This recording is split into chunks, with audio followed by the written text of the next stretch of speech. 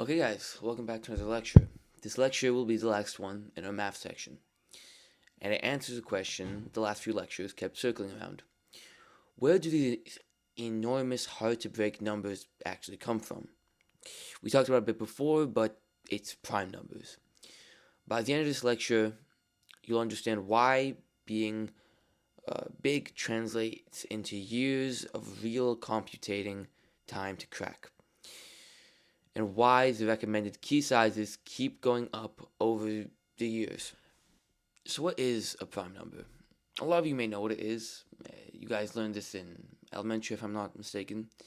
But a prime number is a number greater than 1 that can be divided evenly by two things. 1 and itself. 2, 3, 5, 7, 11, 13, they're all prime numbers. Nothing divides them cleanly except 1 and the number itself.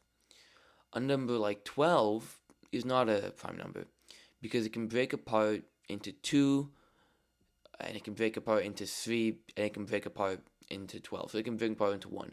There are 4 possible ways you can break it apart. Prime numbers don't break apart more than 1 in itself, and they can't be, well, broken down.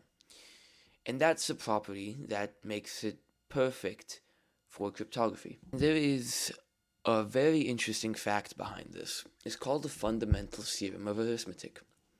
It states that every whole number can be built in exactly one way as a product of prime.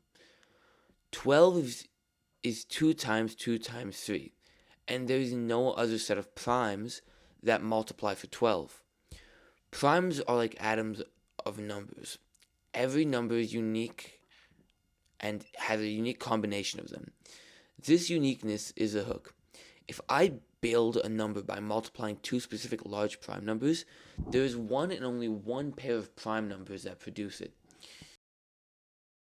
Now here's where it becomes interesting.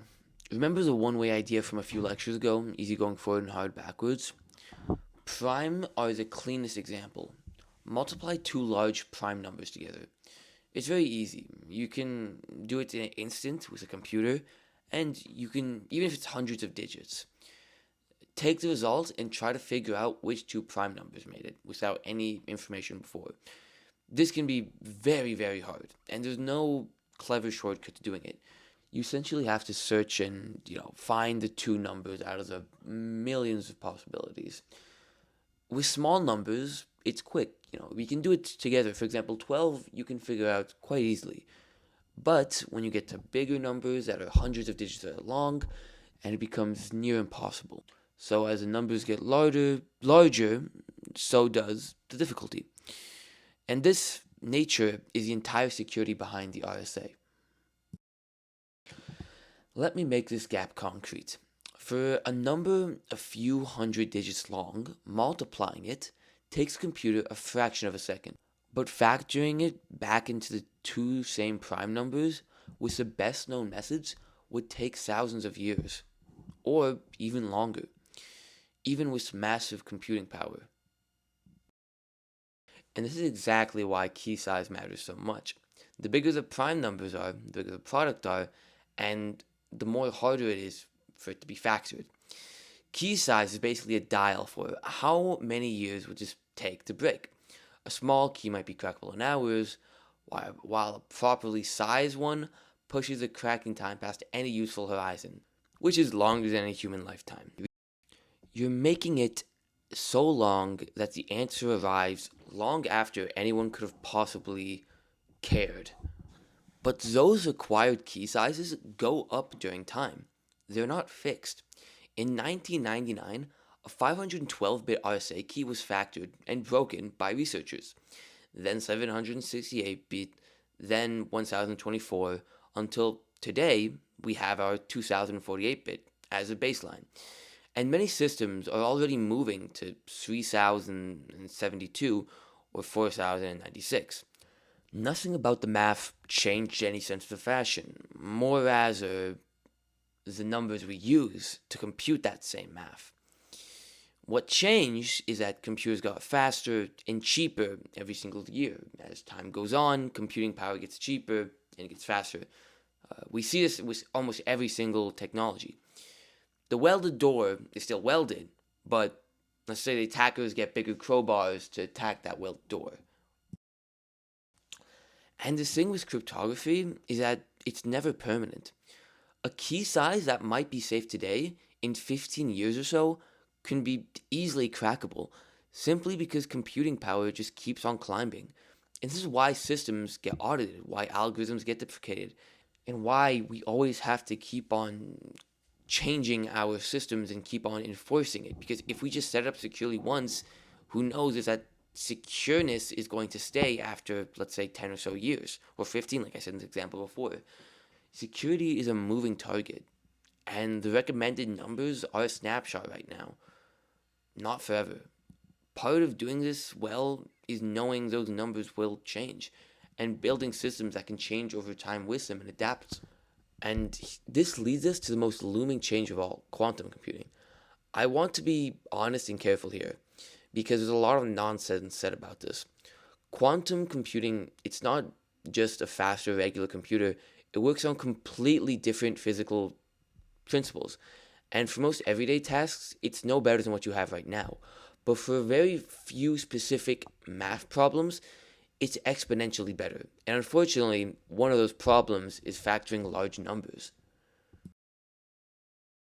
In 1994, a mathematician named Peter Shor designed an algorithm that, running on a large enough quantum computer, could factor those huge numbers efficiently. Not in centuries like discussed before, but quickly. If such a machine was ever built at a sufficient scale, the welded backdoor that we kept on talking about would be wide open. RSA and the elliptic curve cryptography that secures most of the modern web both rely on problems that quantum computing could, in principle, solve. The math that protects us today was designed before this threat was taken seriously. Now, the honest status is we are not there yet. Quantum computers that exist today are nowhere near powerful enough to break real keys. And this isn't a situation where the internet will be broken tomorrow, if it gets figured out. But there's a catch that makes it a problem today, anyways. And its name is harvest now and decrypt later. An attacker can record your encrypted data right now and sit on it for, let's say, 10 to 15 years and decrypt it once capable quantum computing exists. So for anything that needs to stay secret for a long time, the clock is already ticking, even though the machine doesn't exist yet.